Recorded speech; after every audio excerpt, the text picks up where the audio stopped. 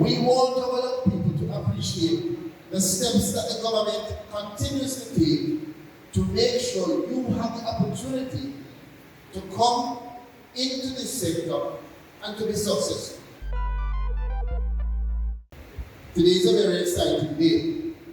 Today is a day when we continue now along the road of not just talking about agriculture, but really taking the steps to make sure that agriculture is a business. All the time I hear people talking about we have to make it sexy. Dr. Blake, you said it right. I don't know. It's hard for me to say it. Because I am not going into a business because it's sexy. I didn't become a lawyer because it is sexy. I became a lawyer because I thought that it was a way that I could take care of myself and my family. And it's something that I liked. And I believe that most of people, once they understand that farming, fisheries is viable, they will want to get into it. I believe strongly that if we do our research, young people will understand that the richest people across the world are farmers.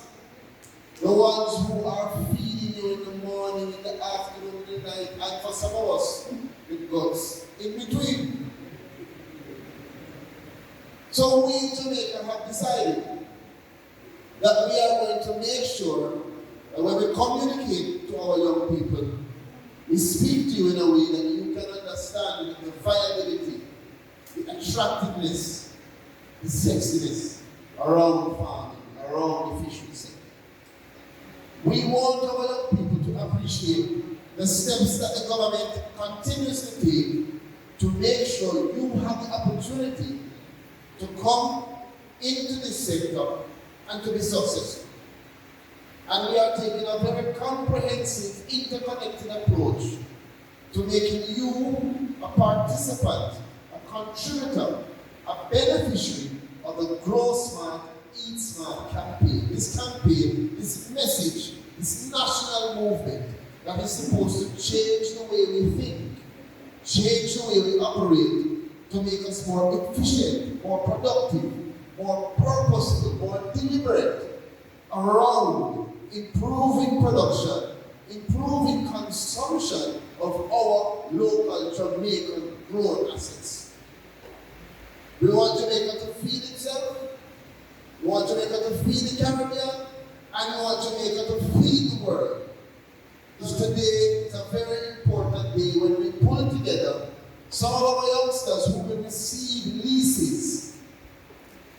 So you can say to Jamaica that we are utilizing our land and we are ensuring that we carry out the government's mandate of making sure that at least 20% of our activities are focused on our youth. In total, with the addition of these 17 leases that we are giving out today, we would have reached this year 50 leases to youth between the ages of 18 to 35. So this year alone, with the addition of these 17 that we hand out today, we will reach 50. And we saw that we had more than 150 applicants.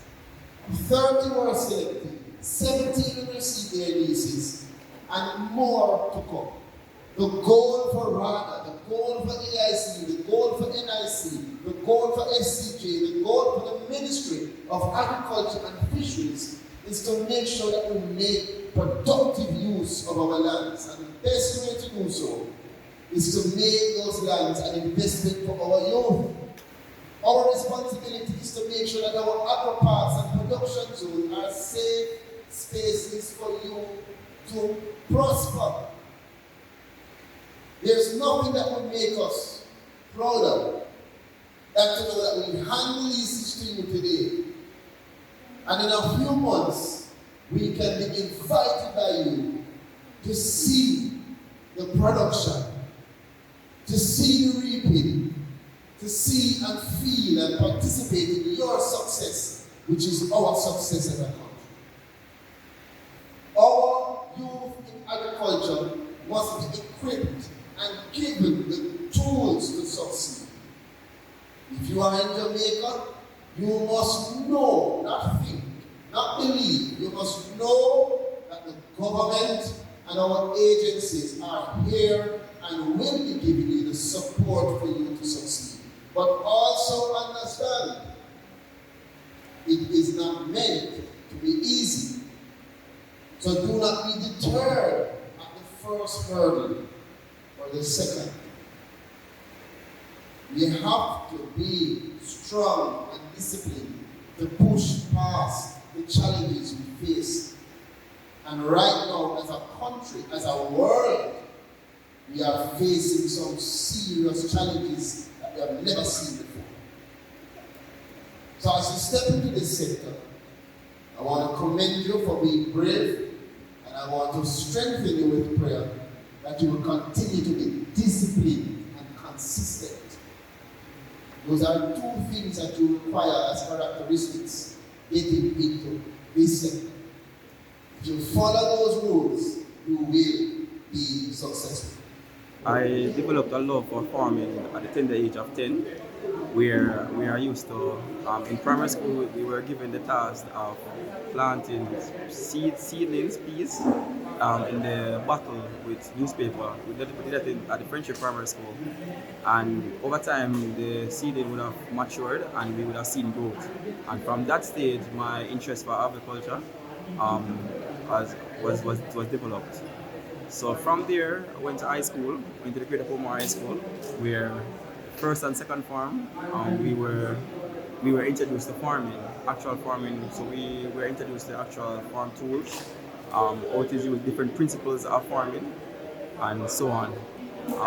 From that stage, I used to do background farming. So I used to plant like sweet peppers, papayas, watermelon, and so on. And fun fact, I was not a fan of pepper. I just like the whole idea of growth and development, and that's how my interest for farming grew further. While attending university, we're a mechanical engineering student. What I basically did was encourage my household and so on to do backyard farming. And then I saw the advertisement about the agro investors. So I decided to capitalize on it and started out with 2.5 acres of land and made an investment in basically planting watermelons. And I got a little hit as it relates to Pedro last year, but it wasn't that devastating. I will not let it deter me. So I'm very much enthused and I'm excited about this whole experience and what it has to offer. I've been a farmer from as far as I can remember. From backyard garden till I went to high school, I did agriculture as a subject, and that's when the love for agriculture grew. And then I ventured to Ebony Park where I did general agriculture.